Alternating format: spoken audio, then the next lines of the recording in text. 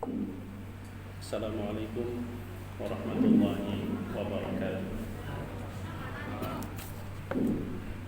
Bismillahirrahmanirrahim. Alhamdulillah wa bihi nasta'in wassalatu wassalamu ala Rasulillah sayyidil mursalin wa ala alihi wa ashabihi ajma'in. Amma ba'd. Yang Allah muliakan kaum muslimin dan muslimat jamaah salat maghrib, mata'anallahu wa iyyakum bisihhati wal afiyah. Pertama-tama mari kita bersyukur dan memuji Allah dengan mengucap alhamdulillah. Memuji Allah dengan cara Allah, itulah alhamdulillah. Salawat dan salam semoga selalu Allah limpahkan untuk Nabi kita Muhammad SAW beserta keluarga, sahabat, dan pengikut beliau sepanjang zaman. Jamaah rahimakumullah, sebagaimana kajian kita sebelumnya, kita akan membahas atau mengangkat beberapa tema dari sebuah buku yang berjudul Ar-Risalah Al-Qushairiyah, di mana secara garis besar buku ini berbicara membahas persoalan-persoalan yang berhubungan dengan hati.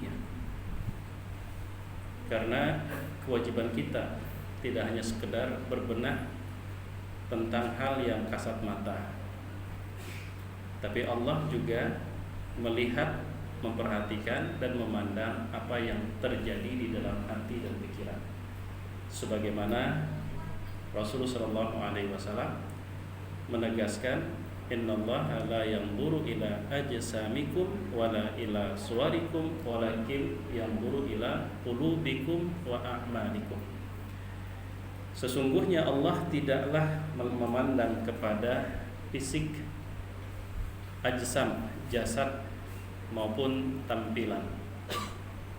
Akan tetapi yang menjadi penilaian Allah, yang selalu Allah pandang, perhatikan dari seorang hamba adalah qulub, apa yang terjadi di dalam hati, dan a'mal, tindakan perbuatan nyata.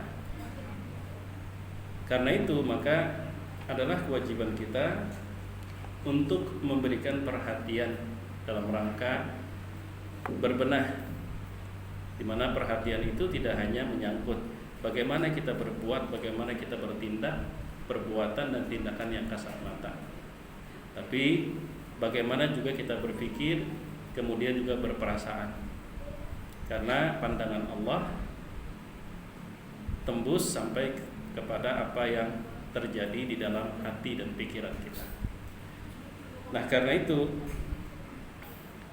tema yang kita angkat pada malam hari ini adalah sebuah tema yang oleh salah seorang ulama, beliau mengatakan bahwa ini merupakan akar dari segala kebaikan. Ketika seorang mukmin, laki maupun perempuan, dapat membenahi diri dengan apa yang kita bahas pada tema ini, yaitu yang tercantum dalam sebuah hadis sahih riwayat Bukhari dan Muslim dari Umar bin Khattab. Itu akan kita temukan hadisnya mudah sekali, di antara 40 hadis atau 42 hadis Imam Nawawi yang kita kenal dengan Arba'in An-Nawawiyah. Kata Umar, kan ceritanya bahwa ketika kami bersama Rasulullah SAW di dalam masjid, tiba-tiba datang sosok yang sosok misterius, penampilannya menarik perhatian. Diduga orang jauh, tapi tidak ada tanda-tanda bahwa datang dari jauh. Tapi anehnya satupun tidak ada yang kenal kalau memang orang dekat. Tidak banyak kata, dia duduk di hadapan Rasul SAW, menyandarkan kedua lututnya kepada kedua lutut Rasul, lalu meletakkan kedua tangan di atas kedua paha. Selanjutnya bertanya, wahai Muhammad, kabarkan kepadaku apa itu Islam. Dijawab Rasul, kemudian dikomentari jawabannya benar, wahai Muhammad, jawaban Anda. Lalu berlanjut kepada pertanyaan kedua, apa itu iman? Lagi-lagi jawaban Rasul diberikan tanggapan benar jawaban Anda Muhammad. Lanjut kepada pertanyaan ketiga, apa itu ihsan? Nah, ketika ihsan, Rasul Shallallahu Alaihi Wasallam menyebutkan bentuk konkret tanpa menyebutkan nama dan istilah. Apa kata Rasul? Anta abudallaha ka'annaka tarahu fa in lam takun tarahu fa innahu yaraka. Bahwa saat engkau beribadah kepada Allah, maka beribadahlah seakan-akan engkau melihatnya. Kalau engkau tidak mampu melihatnya, maka sesungguhnya Dia selalu melihat dan mengawasimu. Dan seterusnya sampai si penanya tersebut beranjak meninggalkan Rasul bersama sahabat, yang kemudian setelah itu Rasulullah SAW bertanya kepada sahabat, atadruna manis sa'il, tahukah kalian siapa yang bertanya? Sahabat pun menjawab, Allah wa rasuluhu a'lam, Allah dan Rasulnya lah yang lebih tahu. Maka Rasul memberitahu para sahabat bahwa yang bertanya adalah Jibril, datang untuk mengajarkan umur dinikum, perkara-perkara agama. Nah, pada pertanyaan ketiga, apa itu ihsan? Maka bagian itulah yang menjadi salah satu dasar utama untuk kelompok yang atau mereka-mereka yang dikategorikan orang-orang sufi, bahwa beribadahlah kepada Allah seakan-akan engkau melihatnya. Kalau engkau tidak mampu melihatnya, maka sesungguhnya Dia melihatmu. Sehingga dari potongan itu lahir dua istilah. Bagian pertama disebut dengan musyahadah, sedangkan bagian kedua disebut dengan muraqabah. Maka musyahadah dan muraqabah ini kemudian menjadi bahasan yang cukup panjang dan lebar di kalangan ulama-ulama yang memang orientasi bahasan mereka dan konsentrasinya lebih banyak ke urusan hati, yaitu tentang musyahadah dan tentang muraqabah. Sebagaimana kajian kita sebelumnya kan berbicara tentang syukur, di mana syukur itu rumusnya kemarin ada 4. 2 pertama ini berhubungan dengan hati yang tidak kasat mata, hati dan pikiran, sedangkan 2 berikutnya itu sudah berkaitan dengan tindakan perbuatan yang kasat mata. Begitu juga persoalan-persoalan lain seperti zuhud, khauf, takut kepada Allah, sifat raja. Nah, sekarang kenapa mereka itu menamakan bagian kedua yang insya Allah akan menjadi bahasan kita dengan mengutip beberapa penjelasan dari para salafus soleh tentang hakikat muraqabah itu apa. Jadi kalau bagian pertama tadi kan beribadah engkau kepada Allah dengan suasana keyakinan, suasana hati dan pikiran seakan-akan engkau melihat Allah saat beribadah. Dan kalau engkau tidak mampu, maka jangan pernah hilang dari hati dan pikiranmu saat kamu beribadah bahwa semua gerak-gerikmu itu selalu diawasi. Tidak hanya yang kasat mata, bahkan apa yang ada dalam pikiranmu pun terdeteksi dan terbaca oleh Allah Subhanahu wa taala. Mendawamkan, bahasa kita mendawamkan itu mempertahankan perasaan seperti itu sepanjang kita beribadah kepada Allah, merasa diawasi, merasa dilihat, dan itu merupakan istilah kita itu penunjang kita beribadah kepada Allah.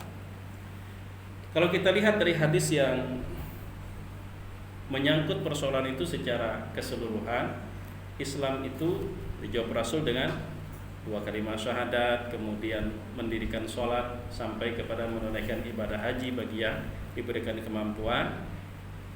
Itu merupakan cara kita beribadah kepada Allah, atau itulah ibadah-ibadah kita kepada Allah yang bisa dilihat secara kasat mata. Sedangkan rukun iman itu landasan kita beribadah. Landasannya, pijakan kita beribadah dilandasi 6 perkara rukun iman. Di atas rukun iman itulah kita menerapkan syariat Islam. Nah, pada saat kita menerapkan syariat Islam, itu artinya kita sedang beribadah kepada Allah, maka mesti ditunjang oleh suasana hati, suasana pikiran yang disebut dengan al-ihsan, bahwa saat engkau beribadah, apapun ibadah, atau selama engkau menyadari bahwa hakikatnya engkau adalah seorang hamba, dan kita tidak pernah keluar dari status sebagai seorang hamba, sedetik pun tidak pernah. Yang sering itu kita lupa kalau kita sebagai seorang hamba. Tapi saat kita lupa sebagai seorang hamba, sesungguhnya kita tidak pernah bergeser keluar dari status kita sebagai hamba. Status kita sebagai hamba, maka dawamkan, kekalkan dalam hati dan pikiranmu 2 hal. Kalau kamu mampu, seakan-akan engkau selalu melihat Allah. Kalau cukup berat, maka turun kepada yang lebih rendah, bahwa Allah tidak pernah istilah kita, Allah tidak pernah terlewatkan tentang apapun yang ada pada dirimu, perbuatan zahir maupun perbuatan yang tidak kasat mata, selalu diperhatikan oleh Allah. Nah, kenapa disebut dengan muraqabah? Bagian kedua. Kalau bagian pertama disebut dengan musyahadah. Yang kita bahas di bagian keduanya, ini mengacu kepada firman Allah dalam surah Al-Ahzab ayat 52. Allah berfirman, a'udzubillahi minasyaitonirrajim, wa kana Allahu ala kulli syai'in raqiba. Dan adalah Allah atas setiap sesuatu, Allah Subhanahu wa ta'ala selalu mengawasi. Artinya tidak ada sesuatu apapun yang terlepas dari pantauan Allah. Nah, nilai dari kandungan ayat ini adalah sesuatu yang harus selalu ada dan tertanam dalam hati dan pikiran kita. Lebih dari sekedar kita sujud dengan dahi kita, kemudian kita berzikir dengan lidah kita. Lebih dari sekedar itu, saat kita menjalankan semua itu, hati dan pikiran kita antara 2. Kalau kita melakukan musyahadah, maka seakan-akan kita melihat Allah. Kalau itu belum mampu kita lakukan, maka setidaknya kita selalu menyadari setiap detik, setiap saat bahwa Allah selalu mengawasi. Wa huwa ma'akum ainama kuntum. Allah selalu bersama kalian dimanapun kalian berada. Persoalannya, ingatan kita yang melupakan sesuatu yang selalu ada dan selalu melihat. Ingatan kita. Nah, ada beberapa keterangan tentang apa itu muraqabah. Ulun ambil beberapa contoh di sini, penjelasan dari Imam Al-Qushairi. Penjelasan Nabi sallallahu alaihi wasallam dalam hadis tersebut, fa illam takun tarahu fa innahu yara. Kalau engkau tak mampu melihat Allah dengan mata hatimu, maka sesungguhnya mata hatimu harus selalu menyadari bahwa Allah selalu melihat engkau. Ini isyarat kepada apa yang disebut dengan muraqabah, merasa diawasi, merasa dipantau. Apa yang dimaksud muraqabah? Ilmul 'abdi bittila'ir Rabbi subhanahu wa ta'ala alaihi. Kesadaran seorang hamba bahwa Allah selalu memperhatikannya, wastidamatuhu lihadzal ilmi, dan perasaan itu selalu dirawat dan selalu dijaga, jangan sampai hilang. Itulah yang disebut dengan muraqabah. Wa hadza aslu kulli khairin lahu. Ketika seorang hamba mampu menjaga perasaan seperti itu di dalam hatinya, maka akan menjadi sumber setiap kebaikan. Tapi apa mudah bagi kita untuk bisa sampai ke tahap tersebut? Imam Al-Qushairi mengatakan, seseorang nyaris tidak akan sampai kepada tahap tersebut kecuali kalau dia melakukan beberapa hal. Yang pertama, bermuhasabah. Ini kadang-kadang malah orang berani melakukan kesalahan, padahal dia sadar kesalahan yang dia lakukan itu sedang dipantau. Yang membuat orang masih berani, masih merasa terbanyak berisi kebaikan, merasa banyak berisi kebaikan. Jadi bermuhasabah dulu. Bermuhasabah. Orang berani menempuh perjalanan jauh naik mobil itu karena ia merasa tangki minyaknya full. Tapi kalau dia tahu dan sadar minyaknya hendak habis, dia tidak berani untuk menempuh jalan jauh mengendarai mobil, apalagi ke daerah yang sunyi. Jadi kita bermuhasabah. Maka ketika seorang hamba udah merasa bahwa kebaikan yang dia lakukan itu lebih banyak dari keburukan, maka itu langkah pertama yang membuat dia tidak akan bisa sampai kepada memiliki perasaan muraqabah. Jadi pertama dia mesti bermuhasabah tentang kesalahan-kesalahannya yang teramat banyak, kelalaiannya, kemudian ada iktikad untuk memperbaiki masa lalu. Jadi yang pertama bermuhasabah, yang kedua ada iktikad untuk menjadi lebih baik, kemudian mempertahankan iktikad itu agar tidak goyah, lalu dibuktikan dengan sikap yang dia perbaiki antara dia dengan Allah,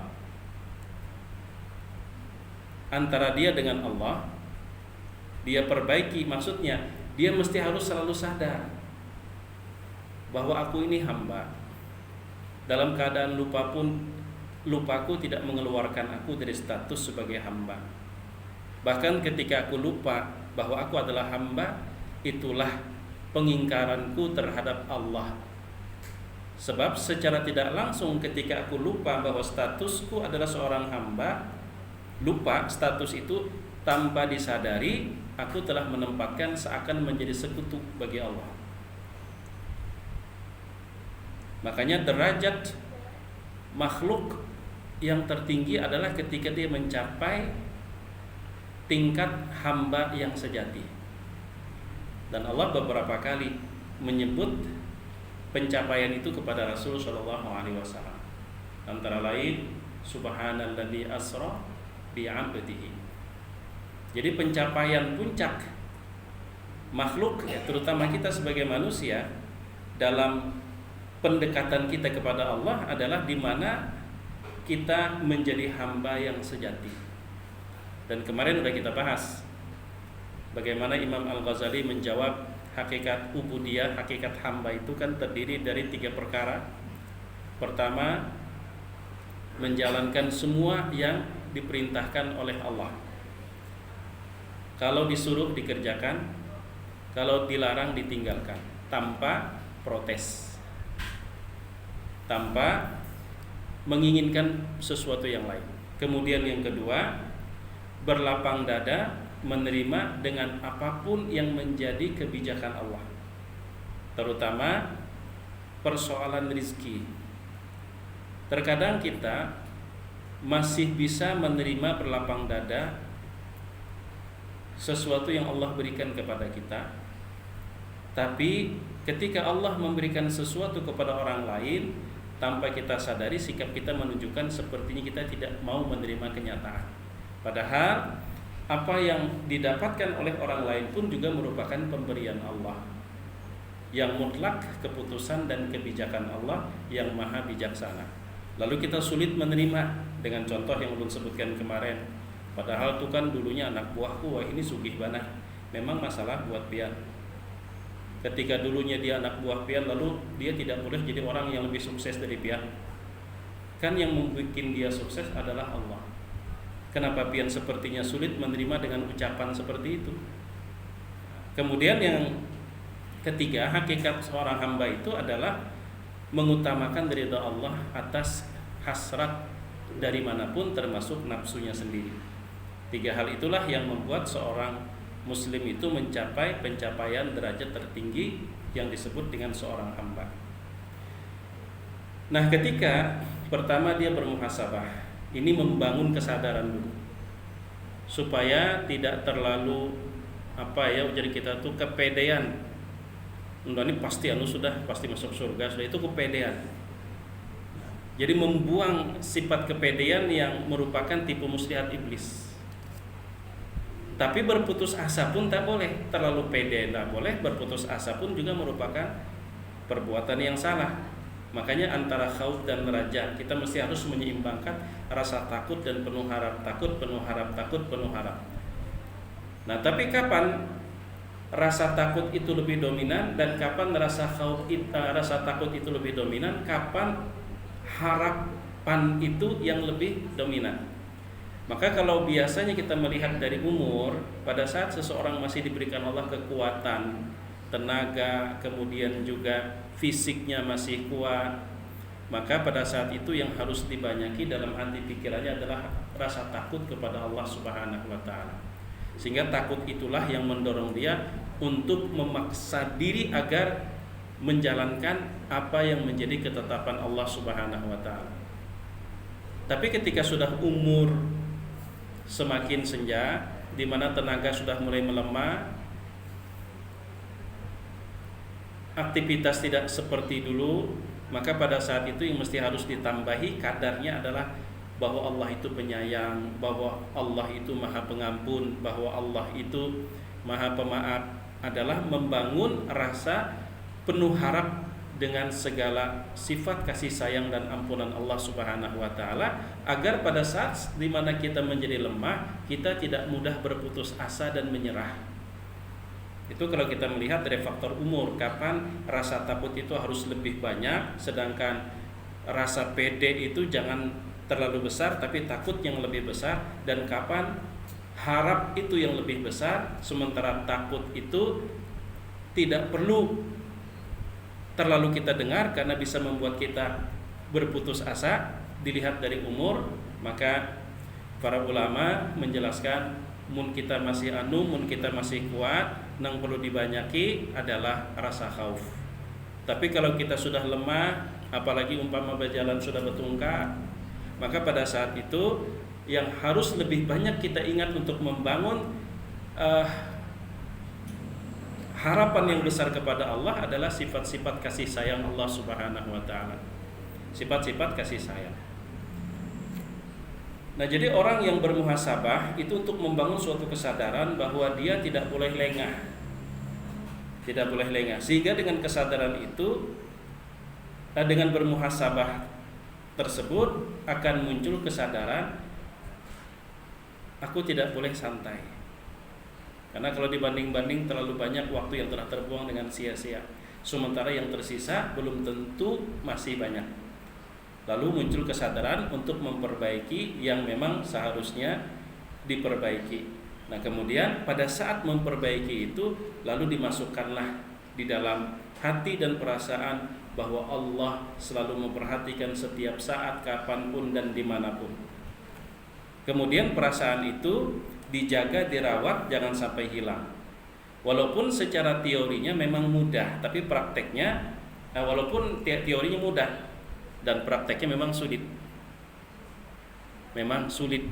Tapi dari kesulitan itulah menghasilkan nilai yang besar di sisi Allah. Apa yang membuat kita sulit? Tapi di balik kesulitan itulah pahala yang besar, yaitu sifat lupa.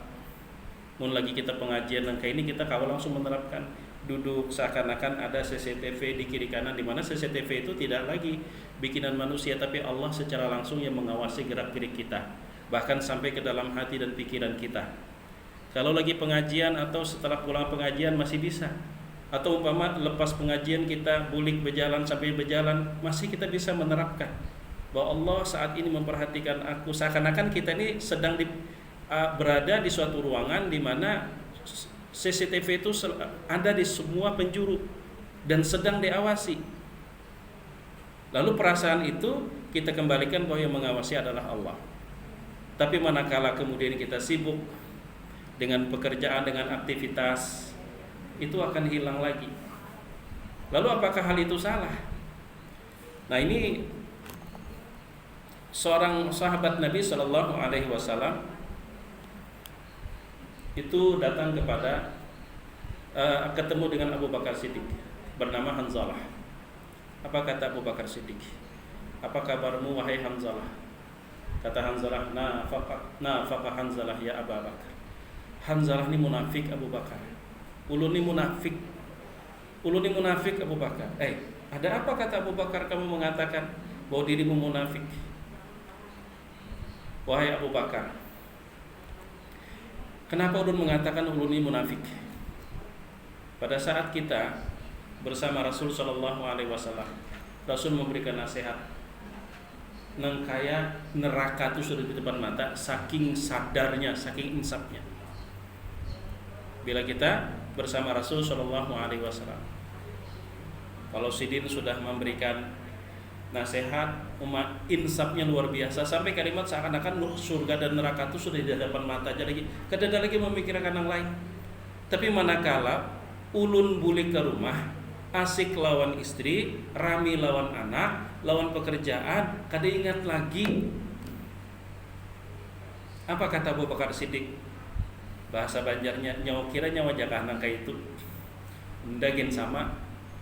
Maka keduanya pun datang kepada Rasul Shallallahu Alaihi Wasallam, menyampaikan hal yang sama. Ya Rasulullah, bagaimana ya Rasulullah, kami ini kalau sudah bersama engkau ya Rasul, betapa meresap kalimat-kalimat yang kau ucapkan. Surga neraka tuh seakan-akan sudah di hadapan mata, sehingga yang tidak berkaitan dengan urusan akhirat tuh sepertinya tersisihkan saat itu ya Rasulullah. Tapi ya Rasul, mbahnya kami boleh ke rumah, begaya lawan anak, sibuk dengan pekerjaan, semua itu hilang.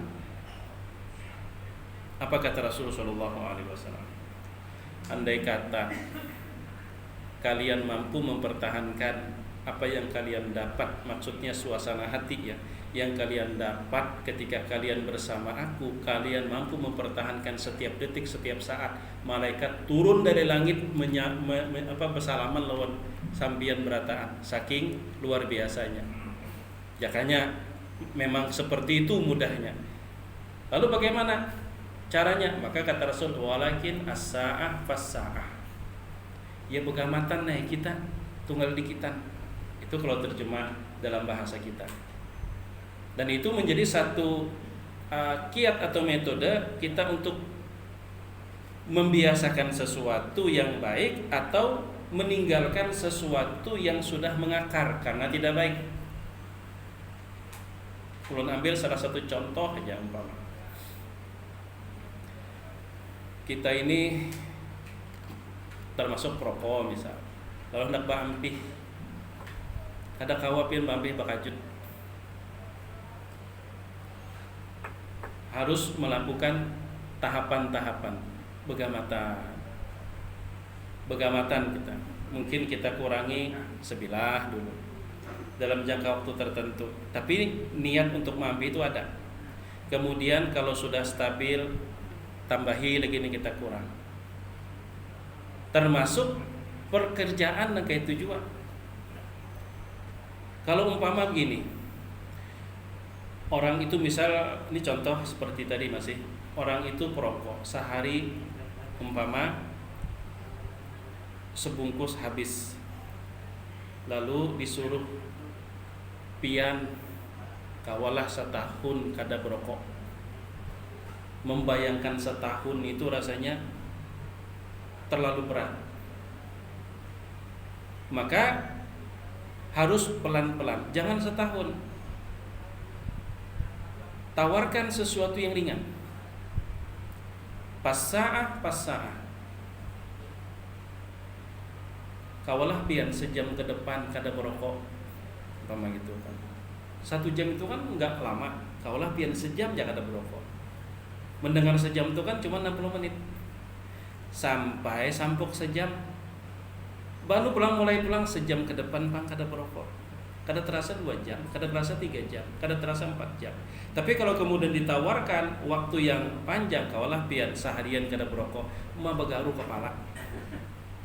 Karena terbayang seharian itu lama.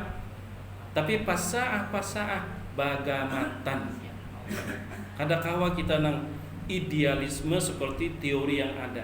Makanya Allah berfirman fattaqullaha mastata'tum. Soal keinginan kuat memang harus ada, tapi pada saat prakteknya perlahan-lahan. Jangankan kita, Rasulullah SAW pun menerima Al-Quran secara berangsur-angsur. Padahal Allah Maha Kuasa menurunkannya tuh sekaligus 30 juz. Rasulnya mampu, tapi umatnya nang takajud langsung melebak aturan yang begitu sangat banyak. Tapi perlahan-lahan tadrijian terjadi kasus turun ayat, kemudian kasus berikutnya 2-3 hari turun lagi ayat. Padahal Allah mampu menurunkannya secara jumlatan wahidah. Jadi harus disiasati. Nah, oleh karena itu kata Syekh Al-Qusairi, kata beliau, pertama kita mesti harus bermuhasabah. Itu yang akan membuat pijakan kita dalam muraqabah ini akan kuat, bermuhasabah, agar muhasabah itu membuat kita tidak lengah.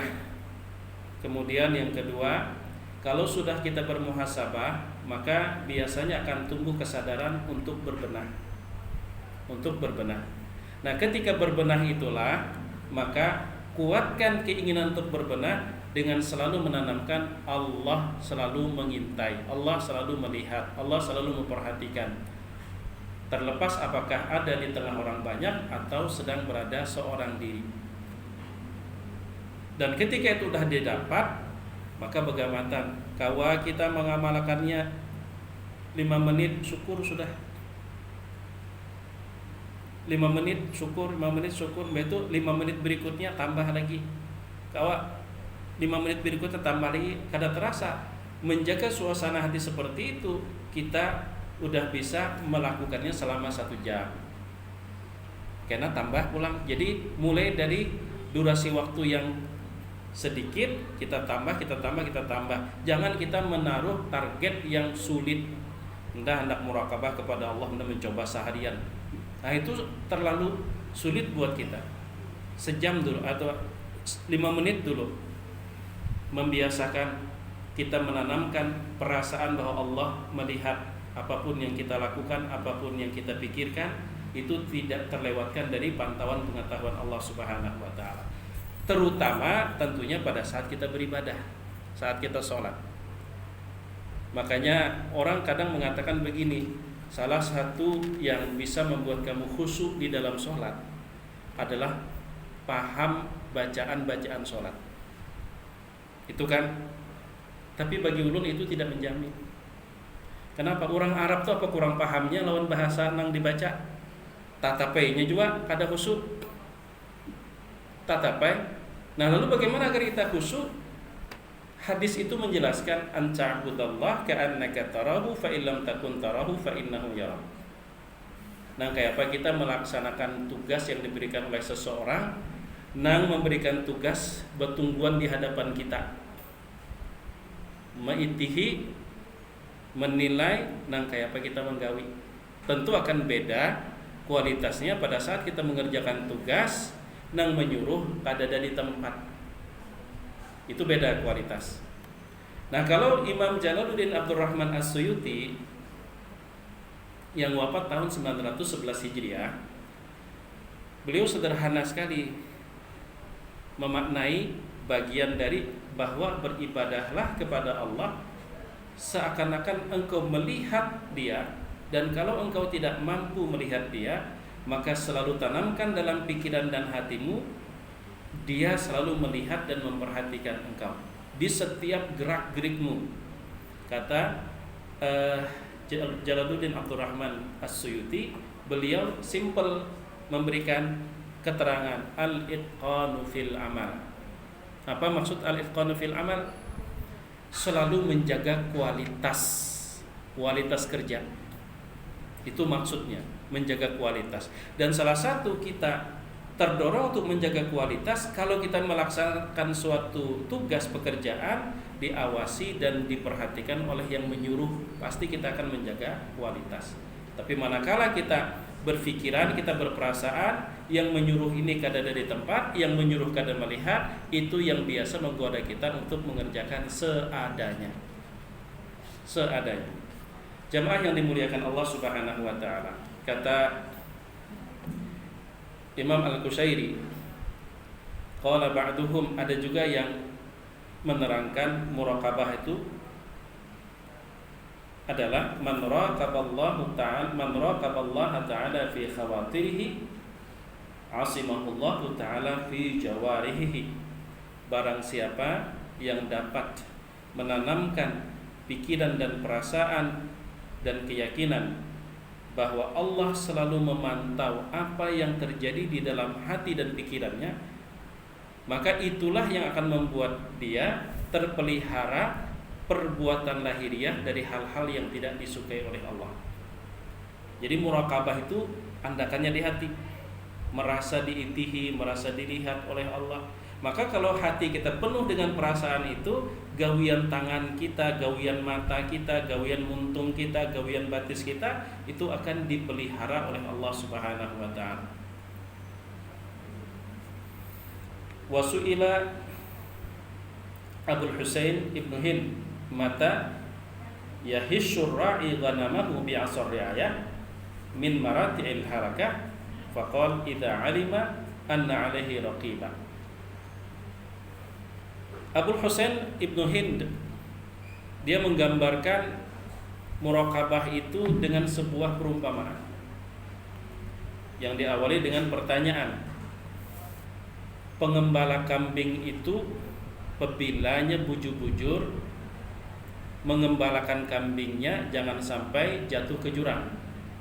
Apabila inya mengembalakan kambing milik tuannya itu bujur-bujur, apabila, maka dijawab apabila dia mengetahui kalau tuannya sedang mengawasi,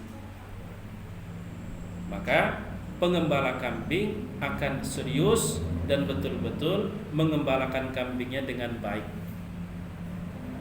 Kapan? Apabila si pengembala tersebut mengetahui kalau dia sedang diawasi oleh pemilik kambing tersebut. Nah, lalu perasaan seperti itulah yang kemudian kita bawa dalam melaksanakan apa yang Allah suruh. Ketika kita sholat, ketika kita berdoa, berdoalah dengan hati dan perasaan. Allah memperhatikan tidak hanya perbuatan lahiriah kita, tapi kesungguhan yang ada di dalam hati kita pun juga Allah mengetahui. Maka doa kita insya Allah akan cepat dikabulkan oleh Allah Subhanahu wa ta'ala. Lalu diceritakan Abdullah bin Umar dalam suatu perjalanan, dia bertemu dengan seorang pemuda yang sedang mengembalakan kambing. Abdullah bin Umar berkata kepada pemuda tersebut, tabi'u min hadhil ghanam wahidah, hakunlah pian menjuali ulun seikung ya kambing ini, ujar si Abdullah bin Umar kepada pengembala tersebut. Si pengembala menjawab, inna laysat li, ulun lain ampunnya. Kambing-kambing ini bukan milik ulun, tapi milik tuan. Maka Abdullah bin Umar berkata, qul li sahibiha inna dhi'ba akhadha minha wahida.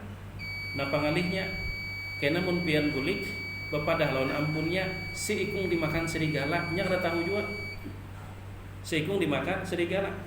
Tapi apa kata seorang pemuda tersebut yang statusnya adalah saat itu seorang budak? Fa'ainallah, bujur jerpian, ampunnya kada tahu, tapi Allah dikemanakan? Allah dikemanakan? Abdullah bin Umar tidak berhenti sampai di situ. Maka Ibnu Umar yaqulu ba'da dzalika ila muddah, tetap dirayu oleh Abdullah bin Umar. Allah tuh pengampun, Allah tuh pemaaf. Itu gonal dosa nang kayak apa aja. Asal buju-buju minta ampun kena diampuni Allah. Nah ini kesempatan. Apabila lagi nyawa hendak bisi duit, jual singkung. Nyawa pekacak duitnya wah ini. Ampunnya ada tahu juga. Padahal kan dimakan serigala. Jadi dirayu oleh Abdullah bin Umar. Cukup lama merayunya. Ternyata si pemuda yang berstatus hamba itu tetap menjawab fa'ainallah, fa'ainallah, fa'ainallah. Bahkan itu pula ceritanya salah satu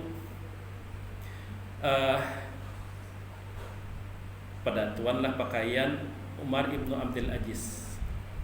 Umar ibnu Abdul Aziz itu kan seorang khalifah yang terkenal keadilan dan kemakmurannya, sehingga pada saat itu tidak ada orang yang terlantar, kesejahteraannya dirasakan oleh semua rakyat.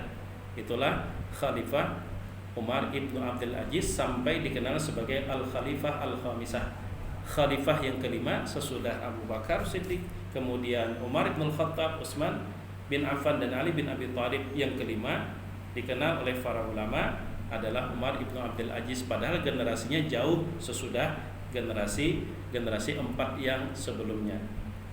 Kenapa? Ceritanya Mama Umar ibnu Abdul Aziz ini adalah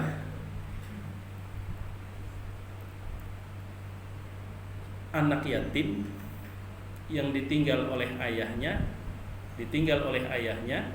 meninggal dunia, sementara si neneknya profesinya adalah penjual susu. Rupanya laris manis pada saat itu, sehingga persediaan susu stok di rumah kada cukup. Suatu malam Umar bin Khattab radhiyallahu anhu itu keliling, rupanya mendengar obrolan si nenek dengan si anak perempuan, cucu perempuannya. Ujar nang nenek, supaya cukup kita tambahi gen lawan banyu, kita tambahi lawan banyu. Kita ini kan punya pemimpin, ujar si kekanakan tadi, pemimpin yang begitu sangat tegas, Umar bin Khattab. Kalau ketahuan, kata papa Umar guring wahid. Padahal Sayyidina Umar pada saat itu kebetulan sedang mendengar obrolan mereka berdua. Tapi apa akhirnya jawab si cucu? Andai kata Umar pun tidak tahu, Allah tahu dengan apa yang kita lakukan. Pulanglah Umar bin Khattab, saking terharunya dengan sikap cucu si nenek tersebut, lalu menawarkan kepada anaknya, siapa nang hakun kunikahkan.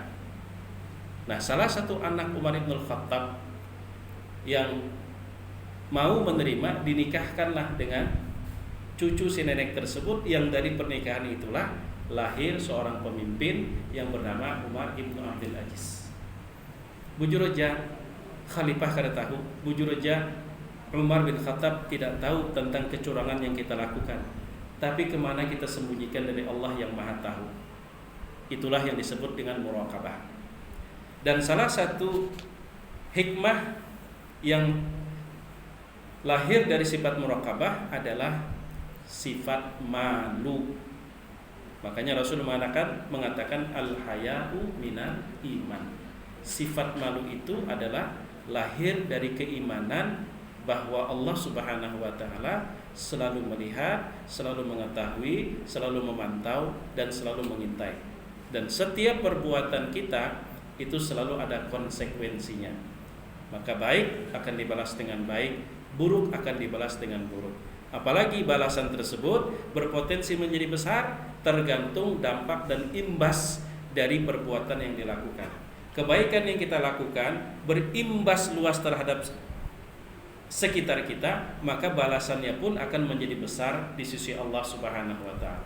Sedangkan kesalahan dan keburukan yang kita lakukan, kemudian kerugiannya berimbas semakin luas kepada orang di sekitar kita, maka dosa dan tanggung jawabnya pun juga akan semakin luas. Maka dari itu, karena waktu Isya sudah sampai, sebagai closing, bahwa mari kita pertama selalu tanamkan dalam hati, pikiran dan keyakinan apapun yang ada di diri kita, yang kasat mata maupun yang tidak kasat mata, pikiran yang terlintas, seretan mata yang kita curi, itu tidak pernah terlewatkan dari pengetahuan dan pengawasan Allah Subhanahu wa taala.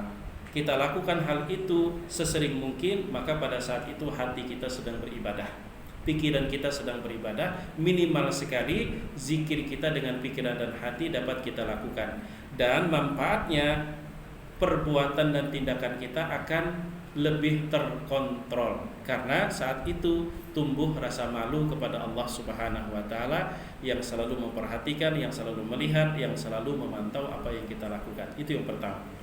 Kemudian yang kedua, bahwa apapun yang kita lakukan, baik maupun buruk, sesungguhnya itu selalu berhubungan dan berimbas terhadap apa yang ada di sekitar kita, baik yang dekat maupun yang jauh. Maka seberapa luas jangkauan dampak tersebut, itulah yang akan menyebabkan, jika itu kebaikan, pahalanya akan semakin besar, jika itu keburukan, maka dosanya akan semakin berat. Maka dari itu bijaksanalah ketika kita memutuskan untuk melangkah. Langkah ini apakah menjadi suatu kebaikan atau malah ini suatu kesalahan. Sebab di balik kebaikan dan kesalahan ada tanggung jawab dan konsekuensi yang berpotensi menjadi lebih besar seiring dengan dampak yang diakibatkan oleh kesalahan maupun kebaikan tersebut. Dan mudah-mudahan itu setidaknya membuat kita selalu menimbang dengan bijak apapun yang akan kita lakukan. Nah, ini yang dapat terus sampaikan, mudah-mudahan bermanfaat. Jadi salah satu ibadah hati yang harus kita lakukan secara perlahan-lahan, meskipun kita berharap itu dapat kita lakukan di setiap waktu, adalah selalu meyakini, selalu menyadari dan merasakan dalam hati dan pikiran kita bahwa Allah selalu mengawasi kita, bahwa Allah selalu melihat, selalu mengintai kita, dan Allah Subhanahu wa taala akan memberikan balasan sesuai dengan tindakan apa yang kita lakukan. Mudah-mudahan bermanfaat. Salah dan hilaf mohon dimaafkan. Jazakumullahu khairan. Insyaallah pada pertemuan yang akan datang kita akan membahas tentang musyahadah, yaitu beribadahlah seakan-akan engkau melihat Allah. Jazakumullahu khairan. Kebenaran semata-mata milik Allah, salah dan khilaf itulah bagian dari sifat manusia yang tentu hikmahnya membuat kita tidak mudah terserang sifat merasa paling hebat, karena siapapun berpotensi untuk melakukan salah karena khilaf maupun lupa. Jazakumullahu khairan. Subhanakallahumma wa bihamdik asyhadu an la ilaha illa anta astaghfiruka wa atubu ilaik. Assalamualaikum warahmatullahi wabarakatuh.